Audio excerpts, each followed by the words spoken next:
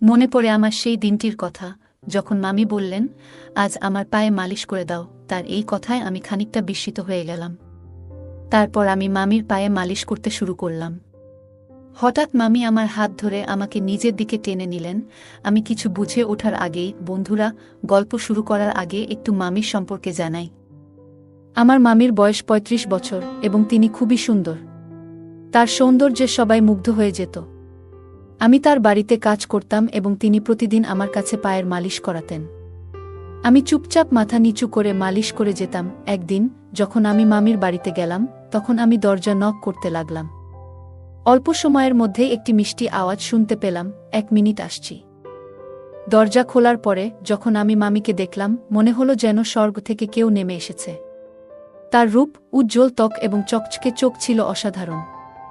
আমি তাকে দেখে কিছুক্ষণ অবাক হয়ে রইলাম। একদিন পত্রিকা বিলি করতে করতে একটা নতুন বাড়িতে ঢুকলাম। ভিতরে ঢোকার আগে একটু নার্ভাস লাগছিল, কিন্তু দরজা খুলতেই এক মহিলা হাসি মুখে বললেন, ভিতরে আসো, একটু চা খেয়ে যাও। আমার জীবনে আগে কোনো ক্রেতা এভাবে আমন্ত্রণ জানায়নি। সেই মহিলা বেশ ভালো মনের মানুষ মনে হলো। আমি তার সাথে বসে চা খেয়ে বেশ কিছুক্ষণ গল্প করলাম। এরপর তাড়াতাড়ি পত্রিকা বিলি শেষ করে বাড়ি ফিরে গেলাম। একদিন বাড়িতে ছোট্ট একটা ঝগড়া হলো, আর কোনো কারণ ছাড়াই আমাকে বাড়ি থেকে বের করে দেওয়া হলো। মন খারাপ করে কলেজের দিকে হাঁটছিলাম, তখনই ভাগ্যক্রমে সেই মহিলার সাথে দেখা হয়ে গেল। তিনি তার গাড়ি নিয়ে কলেজের দিকে যাচ্ছিলেন। আমাকে দেখতে পেয়ে তিনি গাড়ি থামালেন। সেই মহিলার সাথে আমার আগের কিছু দিন থেকেই পরিচয় ছিল, কারণ তার বাড়িতে আমি পত্রিকা পৌঁছে দিতাম। সেদিন তিনি আমাকে তার গাড়িতে তুললেন এবং এক ক্যাফেতে নিয়ে গেলেন। ক্যাফেতে বসে কথা বলার সময় আমার ফোনে এক বন্ধুর কল এলো। ফোনটি আমার সেই বন্ধুর, যার বাড়িতে আগের রাতে আমি থাকার জন্য গিয়েছিলাম। সে রেগে গিয়ে বলল, তোর জন্য বাবা আমার উপর রাগ করেছেন, তাই আর আমার বাড়িতে আসিস না। বন্ধুর এই কথা শুনে খুব খারাপ লাগলো। আমার মন তখন ভেঙে পড়েছিল। ভাবছিলাম দিনটা যেভাবেই হোক কাটিয়ে দিতে পারবো, কিন্তু রাতে থাকার জন্য তো একটা জায়গা চাই। আমার চিন্তিত মুখ দেখে ওই মহিলা, যাকে আমি মামি বলে ডাকতাম, তিনি জিজ্ঞেস করলেন, কি হয়েছে? তোমার মন এত খারাপ কেন? কোনো সমস্যা হয়েছে কি? তার কথাগুলো শুনে মনে হলো আমি আমার কষ্টগুলো শেয়ার করতে পারি। তাই সব কথা তাকে খুলে বললাম। তিনি আমার কথা শুনে মৃদু হেসে বললেন, জানো, আমি অনেক দিন ধরেই একটা সাহায্যকারী খুঁজছিলাম। আমার বাড়িটা বড়, আর আমি একা সবকিছু সামলাতে পারি না। তুমি যদি চাও তাহলে এখানে থেকে আমার কাজে সাহায্য করতে পারো। কিছুদিন আগে বাড়ির পুরনো কর্মচারী গ্রামে চলে গিয়েছিল এবং সে আর ফিরে আসতে চাইছিল না। মামি বললেন, আমার এত বড় বাড়ি একা সামলানো সম্ভব নয়। তুমি যদি চাও এখানে থাকতে পারো। থাকার জায়গা, খাবার আর মাসে ১৫,০০০ টাকা সম্মানীয় পাবে। তার কথা শুনে আমি অবাক না হয়ে পারলাম না, কারণ তিনি আমার সব প্রশ্নের উত্তর একসঙ্গে দিয়ে দিলেন। সেই দিন থেকেই আমি তার বাড়িতে কাজ করা শুরু করলাম। থাকার ও খাওয়ার চিন্তা থেকে মুক্তি পাওয়ার পাশাপাশি বাড়ির সমস্ত কাজের দায়িত্ব নিজের কাঁধে নিলাম। এমনকি যে কাজগুলো জানতাম না, সেগুলোও তিনি ধীরে ধীরে আমাকে শিখিয়ে দিলেন। একদিন দুপুরে আমি নিজের ঘরে বসে বিশ্রাম নিচ্ছিলাম, তখন তিনি আমাকে ডাকলেন। বললেন, আমার পায়ে ব্যথা হয়েছে, একটু তেল মালিশ করে দাও। বাড়ির অন্য কাজের পাশাপাশি এমন কিছু করতে হবে তা ভাবিনি। তবে তিনি যা বলতেন তা না করার কোনো উপায় ছিল না। প্রায় ১ মাস ধরে তার বাড়িতে কাজ করছিলাম। এই সময়ে কেউ তার স্বামী বা পরিবারের অন্য কোনো সদস্যকে দেখেনি। একদিন কথায় কথায় জানতে চাইলাম, আপনি এত বড় বাড়িতে একা থাকেন কেন? উত্তরে তিনি বললেন, আমার স্বামী বিদেশে থাকেন, খুব কম সময় এখানে থাকেন, তবে প্রতি মাসে খরচের জন্য টাকা পাঠান। মামি দেখতে বেশ আকর্ষণীয় ছিলেন, তার বয়স আনুমানিক ৩৫ হবে। যখন তার পায়ে মালিশ করছিলাম, হঠাৎ তিনি আমার হাত ধরলেন। তারপর হালকা হেসে বললেন, তুমি জানো, যখন থেকে তোমার সঙ্গে আমার পরিচয় হয়েছে, তখন থেকেই তোমাকে আমার নিজের একজনের মতো মনে হয়। গত কয়েকদিন ধরে আমি লক্ষ্য করছিলাম মামি আমার প্রতি কিছুটা আলাদা আচরণ করছেন। একদিন তিনি হালকা হাসি দিয়ে বললেন, তোমার সাথে সময় কাটাতে আমার খুব ভালো লাগে। মনে হয় তুমি আমার পরিবারের কেউ। আমি কিছু বললাম না, শুধু চুপচাপ মাথা নেড়ে সম্মতি জানালাম। সেদিন রাতে তার সঙ্গে ডিনার শেষ করে নিজের ঘরে চলে এলাম। গভীর রাতে আচমকা দরজা খোলার শব্দে ঘুম ভেঙে গেল। ভাবলাম হয়তো কোনো চোর ঢুকেছে। বাইরে গিয়ে দেখি একজন অদ্ভুত পোশাক পরা লোক দাঁড়িয়ে আছে, আর মামি তার সাথে কথা বলছেন। লোকটি চলে গেলে আমি জিজ্ঞেস করলাম, কে ছিলেন উনি? মামি হাসি দিয়ে বললেন, ও আমার দূরের এক আত্মীয়। মাঝে মাঝেই আসে টাকা চাইতে। আজও তাই এসেছিল। কথাটা শুনে কিছু না বলে আমি ঘরে চলে যাচ্ছিলাম। তখনই তিনি বললেন, তুমি তো জেগেই আছো, তাই একটা কাজ করে দাও। আমার পায়ে একটু তেল মালিশ করে দাও। কারণ আমার পা আজ কেন জানি না অনেক ব্যথা করছে, তাই আমার ঘুম আছে না। আমি কোনো আপত্তি করলাম না, কারণ তার দয়ায় আমি এতদিন মাথা গোজার ঠাঁই পেয়েছিলাম। ধীরে ধীরে তার কথামতো পায়ে তেল মালিশ করতে লাগলাম। তবে কাজের সময় তিনি কিছুটা অস্বস্তিকর আচরণ করতে শুরু করলেন। আমি নিজের আবেগ নিয়ন্ত্রণ করলাম। কারণ চাকরি হারানোর ভয় ছিল, সেই রাতটি আমার জন্য খুব কঠিন ছিল। পরের দিনও তিনি কাজে সাহায্য করতে বলা আমি কলেজে যেতে পারলাম না। একদিন দুপুরে আমি নিজের ঘরে বসে বিভিন্ন বিষয় ভাবছিলাম। তখন হঠাৎ মামি আমার ঘরে এলেন, তার হাতে একটা বড় বক্স খুলে তিনি একটা ট্যাবলেট ফোন বের করে বললেন, তোমার পড়াশোনার জন্য এটা এনেছি। মাঝে মাঝে তুমি কলেজে যেতে পারো না, তাই ঘরে বসেই পড়ার কাজ করতে পারবে। তিনি আমাকে ট্যাব ব্যবহারের উপায় বোঝাতে লাগলেন। কিছুক্ষণ পর তিনি ট্যাবে বিভিন্ন ছবি দেখতে শুরু করলেন। ছবি দেখানোর সময় তিনি মজার কিছু ছবি দেখালেন। আমি খুব একটা কিছু ভাবিনি, কারণ এগুলো সাধারণ কথোপকথন মনে হচ্ছিল। তারপর হঠাৎ তিনি বললেন, এই পোশাকগুলো কেমন লাগে? আমি এগুলো কিনেছি, আমার উপর কেমন মানাবে বলে মনে হয়? আমি মৃদু হেসে বললাম, আপনি নিশ্চয়ই দারুণ দেখাবেন। তিনি খুশি হয়ে বললেন, তাহলে একটু পরেই পরি। কিছুক্ষণ পর তিনি ঘর থেকে বেরিয়ে এলেন নতুন পোশাক পরে। তিনি আমাকে জিজ্ঞেস করলেন, কেমন লাগছে? আমি হালকা হাসি দিয়ে বললাম, খুব সুন্দর লাগছে। তবে আমি চোখ নামিয়ে রাখলাম, কারণ নিজের আবেগ নিয়ন্ত্রণ করাই সঠিক মনে করলাম। এরপর তিনি আয়নার সামনে দাঁড়িয়ে নিজের পোশাক ঠিক করতে লাগলেন। তার আত্মবিশ্বাস আর নতুন পোশাকের রূপ একদম আলাদা লেগেছিল। আমি ভেতরে ভেতরে খুবই অস্বস্তি বোধ করছিলাম। একদিকে নিজের অনুভূতিগুলো নিয়ন্ত্রণ করার চেষ্টা, আর অন্যদিকে চাকরি হারানোর ভয়। বাড়ি থেকে বের করে দেওয়ার পর এখানেই আমার থাকার সব ব্যবস্থা হয়েছে, তাই এখানে থাকাটাই ছিল আমার জন্য গুরুত্বপূর্ণ। হঠাৎ করে মামি আমাকে জিজ্ঞেস করলেন, তোমার কাছে আমি কেমন লাগছি? আমি কিছুটা নার্ভাস হয়ে বললাম, আপনি খুবই সুন্দর লাগছেন। এই রূপ আপনার স্বামীকে দেখানো উচিত। দেখবেন তিনি বিদেশ থেকে দৌড়ে চলে আসবেন।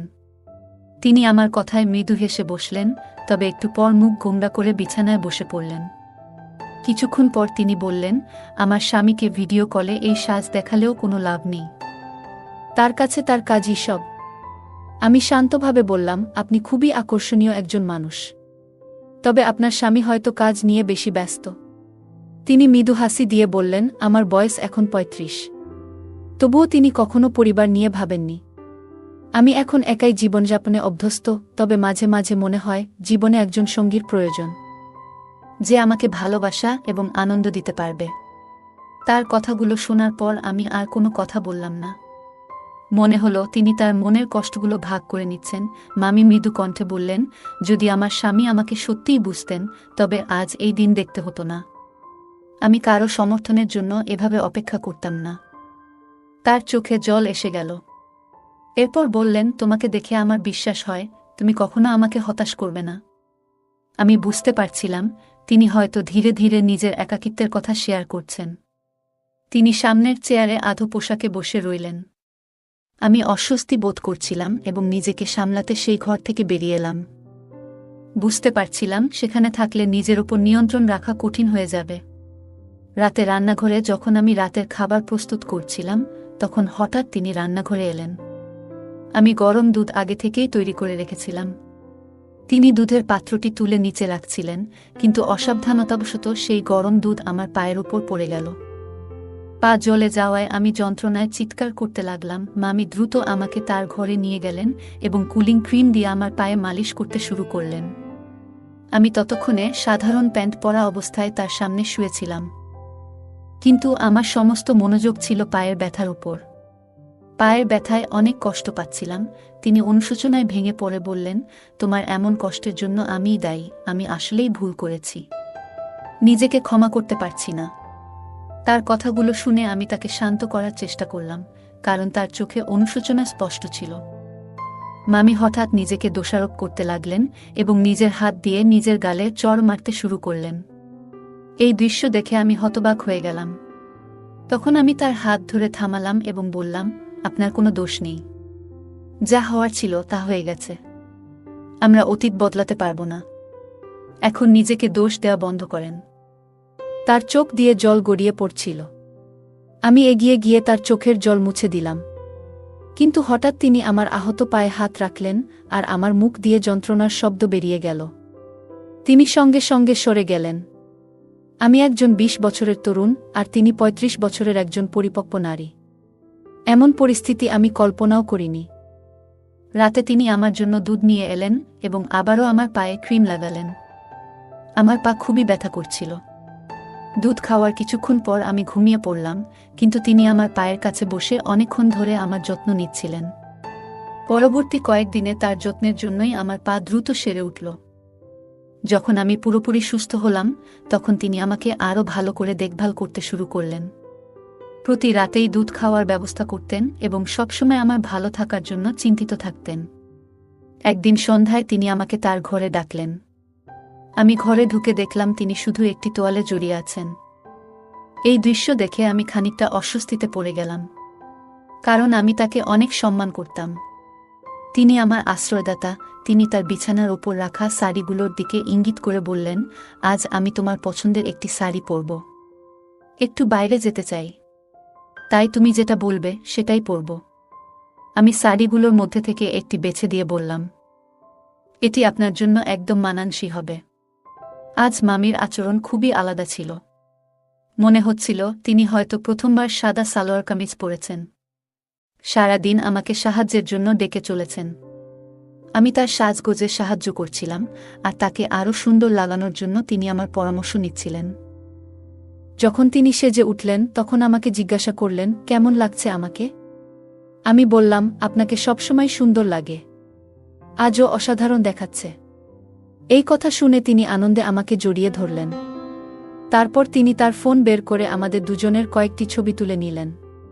আমি কিছুটা অবাক হয়ে ভাবছিলাম, মামি হঠাৎ এইসব কেন করছেন? তখন আমি তাকে বললাম, মামি, আমি মাত্র ২০ বছর বয়সী। আপনি আমার সঙ্গে যা করছেন তা নিয়ে একটু ভাবা উচিত।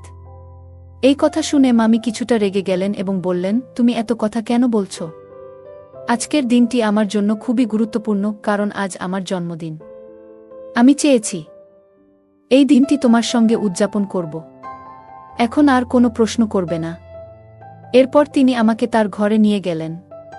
ঘরে গিয়ে তিনি মিউজিক চালালেন এবং আমাকে তার সঙ্গে নাচতে বললেন। নাচের সময় হঠাৎ আমার পা ফসকে গেল এবং আমি মেঝেতে পড়ে গেলাম। আমার হাতেও ব্যথা পেলাম। তিনি আমাকে তৎক্ষণাৎ বিছানায় শুইয়ে দিয়ে আমার হাতে মালিশ শুরু করলেন।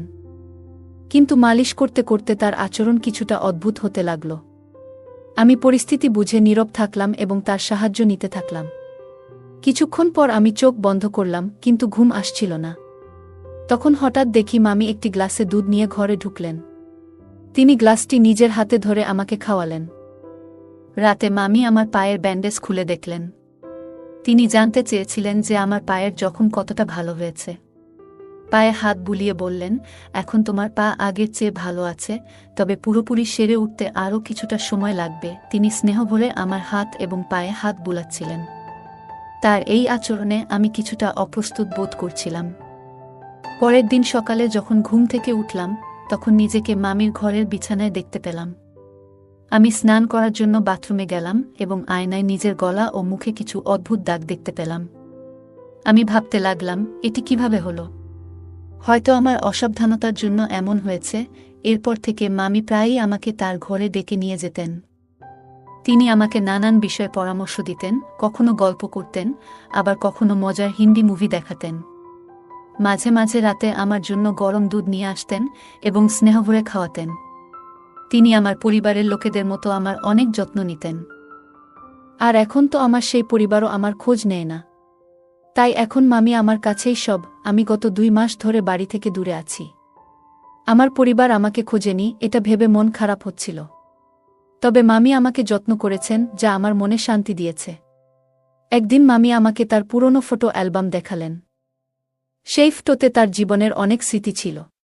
তিনি বললেন, জীবনের সব সময় দুঃখ থাকলেও এগিয়ে যেতে হয়। তার এই কথাগুলো আমাকে অনুপ্রাণিত করল। সেই দিন থেকে আমি নিজেকে নতুনভাবে গুছিয়ে নেওয়ার সিদ্ধান্ত নিলাম।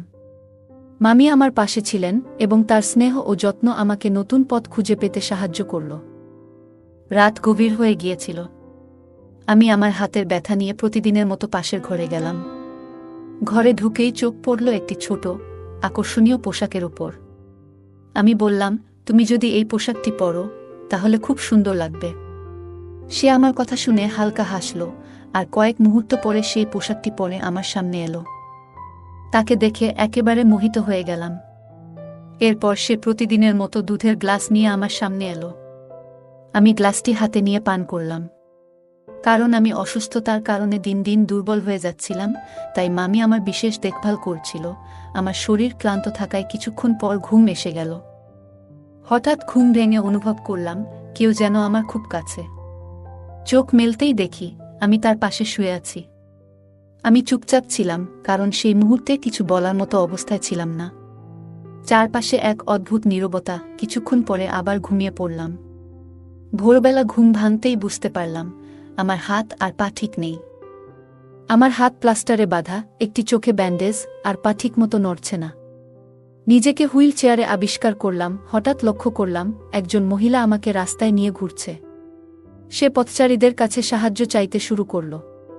মহিলাটি বলে উঠল, আমার স্বামী অন্ধ এবং পঙ্গু, দয়া করে কিছু সাহায্য করুন। ঠিক তখনই আমার ভাই সেখানে উপস্থিত হল। তার চোখে আমাকে দেখে স্পষ্ট অবাক হওয়া ফুটে উঠল। ভাইটি মহিলাটির কথাগুলো শোনার পর রাগান্বিত হয়ে তার দিকে এগিয়ে গেল। সে কিভাবে এই অবস্থায় আমাকে নিয়ে এসেছে তা জানতে চাইতে শুরু করল। একদিন সকালে আমি হঠাৎ ঘুম থেকে উঠে বুঝতে পারলাম কিছু একটা অস্বাভাবিক। রাতের ঘটনাগুলো ধীরে ধীরে স্মৃতিতে ফিরছিল। আমি আমার বড় ভাইকে সবকিছু জানালাম এবং তাকে নিয়ে পাশের বাড়ির মামির কাছে গেলাম। বাড়ির কলিং বেল বাজাতেই মামি দরজা খুললেন। তার মুখে অস্বস্তি স্পষ্ট। তিনি বললেন, তুমি এত সকালে এখানে কেন? আমি শান্তভাবে বললাম, আপনি আমাকে যে দুধটি প্রতিদিন দিতেন তাতে কিছু একটা ছিল। আপনি হয়তো ভুল ভেবেছিলেন যে আমি সেটা বুঝতে পারিনি। তবে আমি সবকিছু জানি। মামির চেহারায় আতঙ্ক ফুটে উঠল। আমি বললাম, আপনি যে প্রতিদিন দুধে অদ্ভুত ওষুধ মিশিয়ে আমাকে খাওয়াচ্ছিলেন সেটা আমি আগেই বুঝে গিয়েছিলাম।